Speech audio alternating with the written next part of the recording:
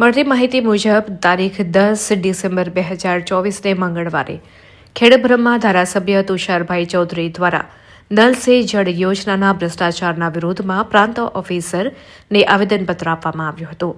ખેડબ્રહ્મા પોશીના વિજયનગર તાલુકાના ગામડાઓમાં નલ સે જળ યોજનાનું વ્યાપક ભ્રષ્ટાચારના વિરોધમાં સર્કિટ હાઉસથી રેલી સ્વરૂપે કલેક્ટર કચેરીએ પહોંચી ખેડબ્રહ્મા પોશીના વિજયનગર ધારાસભ્ય તુષારભાઈ ચૌધરી દ્વારા પ્રાંત ઓફિસરને આવેદનપત્ર આપવામાં આવ્યું હતું.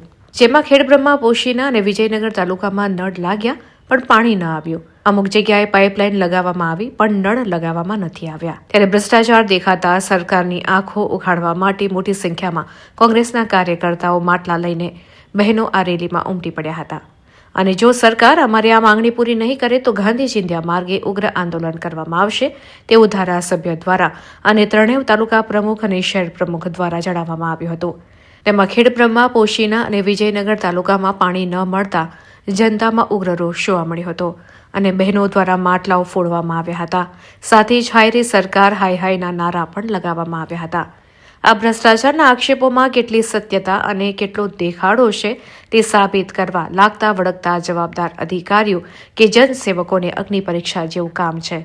અને પોચીના તાલુકામાંથી ગામજનો દ્વારા નળ સે જલ યોજના જે સરકાર દ્વારા જે કરવામાં આવી હતી એમાં ઘરે ઘરે પાણી નથી આપવામાં આવે એમને લઈને અમે રેલી કાઢીને પ્રાંત સાહેબને આવેદનપત્ર આપ્યું છે કે આ જે જલ સે જલ યોજનાની અંદર એટલો ભ્રષ્ટાચાર કરવામાં આવે કે લોકોને ઘર ઘર સુધી પાણી નથી આપ્યું. તો અમે પ્રાંત સાહેબને આવેદનપત્ર આપીને કહેવા માગીએ છીએ કે આ આદિવાસી વિસ્તારની અંદર જે જલ સે જલ યોજના છે એમને ફરીથી તપાસ કરી અને લોકો સુધી પાણી આપે અને પાણી નહીં મળશે તો આવનાર દિવસોની અંદર અમે ગાંધી ચિંધ્યાના માર્ગે આંદોલન કરીને સરકારને અમારા આદિવાસી વિસ્તારની અંદર પાણી આપવા માટેને એમને ઝુકાવવા માટે અમે તૈયાર છીએ. એટલે સરકારને આ એક આવેદનપત્ર આપીને કહેવા માગીએ કે આદિવાસી વિસ્તારને જે જલ સે જલ યોજના છે એ ફરીથી તપાસ કરીને ફરીથી ઘરે ઘર પાણી આપે એવી અમારી માગણી છે. એ માટે અમે આવેદનપત્ર આપીશું. યોજના અંતર્ગત ખેડબ્રહ્મા વિધાનસભા મત વિસ્તારના ત્રણેય તાલુકામાં લગભગ 250 કરોડ કરતાં વધુ રકમનો ખર્ચો સરકાર દ્વારા કરવામાં આવ્યો છે. સરકાર દ્વારા ઓન રેકોર્ડ આ યોજના પૂર્ણ દર્શાવવામાં આવી છે. પણ વાસ્તવિક પરિસ્થિતિ એવી છે કે વિજયનગર હોય, પોશીનો હોય કે ખેડબ્રહ્મા તાલુકો હોય, ગામડે ગામડે લોકોના ઘર સુધી હજી સુધી પાણી કોઈ જગ્યાએ પહોંચ્યું નથી.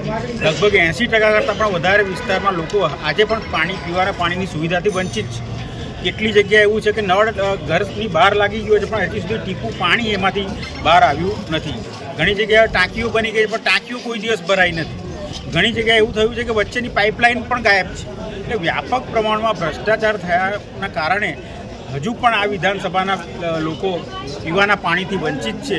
ને એના માટે અમે પ્રાંતશ્રી દ્વારા મુખ્યમંત્રી સુધી અમારો અવાજ અમે પહોંચાડવા માગીએ છીએ કે આ ભ્રષ્ટાચારની તપાસ થાય અને લોકોને પીવાના પાણીની સુવિધા મળે એ પ્રકારનું સરકાર આયોજન કરે એવી અમે વિનંતી કરીએ.